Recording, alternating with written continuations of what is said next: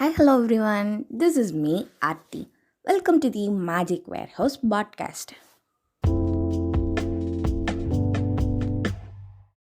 Hello எல்லாரும் எப்படி இருக்கீங்க? ஃபர்ஸ்ட் ஆஃப் ஆல் ரொம்ப சாரி கன்சிஸ்டண்ட்டாக போஸ்ட் பண்ணுறேன் அப்படின்னு சொல்லிட்டு நான் 2 மாதமாக தலைமறைவானதுக்கு. But I feel like that's also okay அப்படிங்கிற மாதிரி. ஏன்னா நான் கன்சிஸ்டண்ட்டாக போஸ்ட் பண்ணணுன்னு தான் நினச்சேன். என்னால் அது பண்ண முடியும் அப்படின்னு நான் நினச்சேன். ஆனால் எப்படி சொல்கிறது, ஏதோ ஒரு விஷயம் திடீர்னுட்டு லைஃப்பில் அன்எக்ஸ்பெக்டடாக நடக்கிற ஒரு விஷயம் அன்எக்ஸ்பெக்டட்னு கூட சொல்ல முடியாது. இட்ஸ் லைக் லைஃப் அன்எக்ஸ்பெக்டடாக இருக்கிறது தானே லைஃபு. ஸோ வாழ்க்கை எப்போ நடக்குதோ அப்போ நம்மளை அறியாமலே நான் ஒரு ஜோனுக்குள்ளே போயிடுறேன்.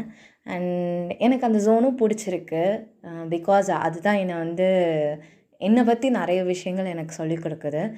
ஆனால் அந்த ஜோனில் இருக்கும்போது I can't able to connect with people. I can't able to do whatever I love to do. Okay, but I feel that's also okay.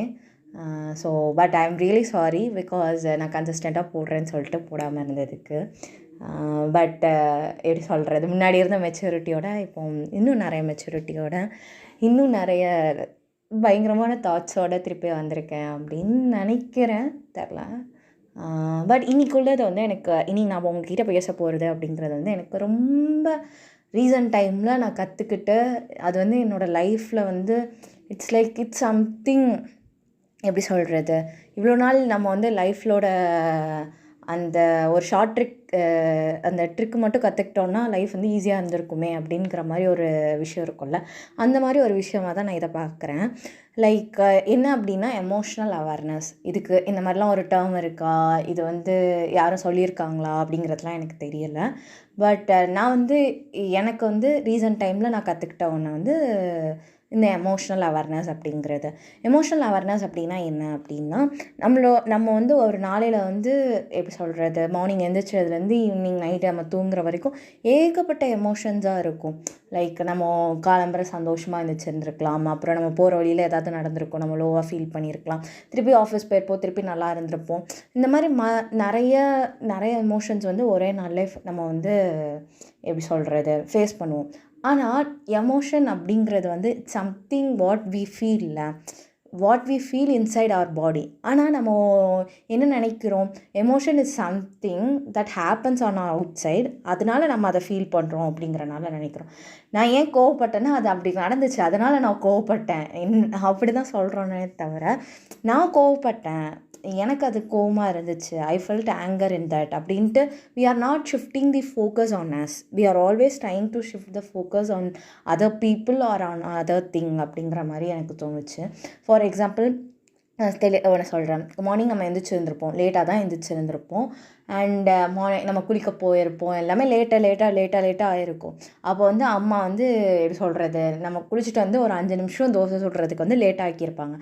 ஆனால் நம்ம அவ்வளோ நேரம் லேட்டாக போனதெல்லாம் நம்மளுக்கு பெருசாக தெரியாது. அம்மா 5 நிமிஷம் தோசை சுட லேட் ஆக்குனாங்க அப்படிங்கிறதுக்கு நம்ம அவ்வளோ கோவத்தை நம்ம அம்மா கிட்ட காமிச்சிருப்போம். உங்களால் தான் இப்படி ஆச்சு, உங்களால் தான் இதாச்சு அப்படின்ட்டு. பட் நம்ம ஃபஸ்ட்டு எடுத்து பார்த்தோம்னா we are feeling emotionally low at the starting of the day நம்ம லேட்டாக ஸ்டார்ட் பண்ணிட்டோம் அப்படிங்கிறதுனால எமோஷ்னலாக நம்ம லோவாக இருந்தோம்.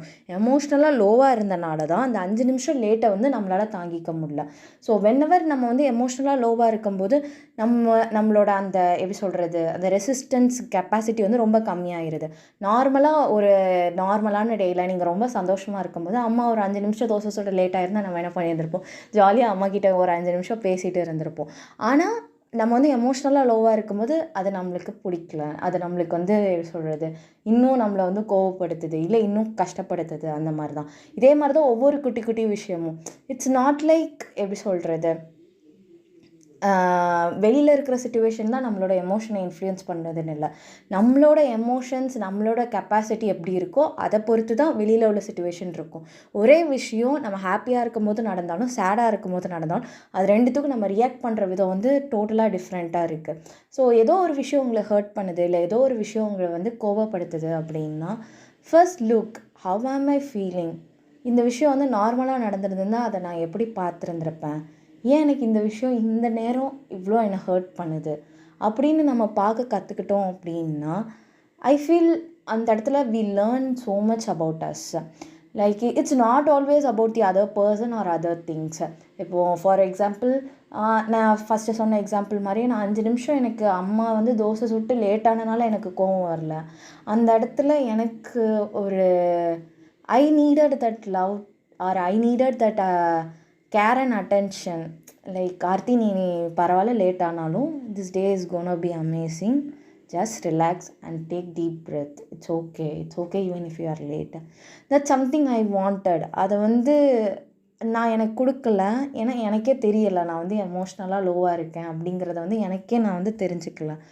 So whenever you are low, just start to shift your focus on you rather than focusing on other people or other thing. And I feel that is emotional awareness. So whenever you are low, just feel free to tell people I'm feeling low. So நான் உங்ககிட்ட ஏதாவது இப்படி react பண்ணியிருந்தேன்னா I am really sorry. It's not really your problem. I am emotionally low, that's why I reacted in this way அப்படின்ட்டு சொல்லி அந்த emotional awareness கொண்டு வரது அப்படிங்கிறது வந்து ரொம்ப எனக்கு ஏதோ ரொம்ப செம்மையாக இருந்துச்சு. இப்போ வந்து இப்போவும் எனக்கு கோவம் வருது, இப்போவும் நான் அழுகிறேன், இப்போவும் நான் சிரிக்கிறேன், மார்னிங் எழுந்திரிச்சதும் ஒரு மாதிரி இருக்கேன், ஆஃப்டர்நூன் ஒரு மாதிரி இருக்கிறேன். ஆனால் நான் வந்து அதர் பர்சன்ஸை வந்து இது பண்ணலை. Recent times actually I am so in low. I am having mood swings, I am having so many things going on in my life. But எப்படி சொல்கிறது, இந்த எமோஷ்னல் அவேர்னஸ் எனக்கே ஒரு பெருசாக இருக்குது.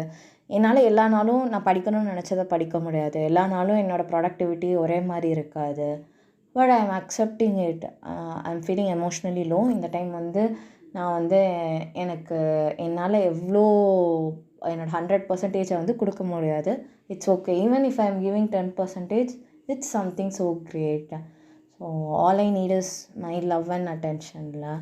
ஸோ அந்த எமோஷ்னல் அவேர்னஸ் அப்படிங்கிறது வந்து உங்களுக்கு அதை கொடுக்கும். So just be aware of your emotion. It's okay to be low. And அந்த லோவில் நம்ம அடுத்தவங்க கிட்ட கத்துறது, நம்மளே நம்ம கோவமாக எரிச்சலாக ஃபீல் பண்ணுறது எல்லாமே நார்மல். அண்ட் அந்த டைம் வந்து நம்மளுக்கு வேறு எதுவுமே தேவையில்ல. It's all we need is just a few deep breath and the loving and consoling words from us. அவ்வளோதான், அது மட்டும்தான் நம்மளுக்கு தேவை. So just give it to them, give it to you and give it to those emotions. அவ்வளோதான். So இதான் சொல்லணும்னு நினச்சேன். இந்த பாட்காஸ்ட் எனக்கு எப்படி ரெக்கார்ட் பண்ணியிருக்கேனே தெரில. எனக்கு ஏதோ நான் ரொம்ப ஸ்கேட்டர்டாக அப்படியே பேசின மாதிரி இருந்துச்சு. But it's okay. What ever I am speaking, I am loving it. இது எனக்கு இப்போ சென்ஸ் ஆகலைனா கூட, இப்போ யாருக்கும் புரியலனா கூட, நான் என்றைக்கோ ஒரு நாள் கேட்கும்போது ஐ கேன் ஃபீல் ஆல் தீஸ்னு தோணுது. I hope you also like it. Okay, bye, tata, take care.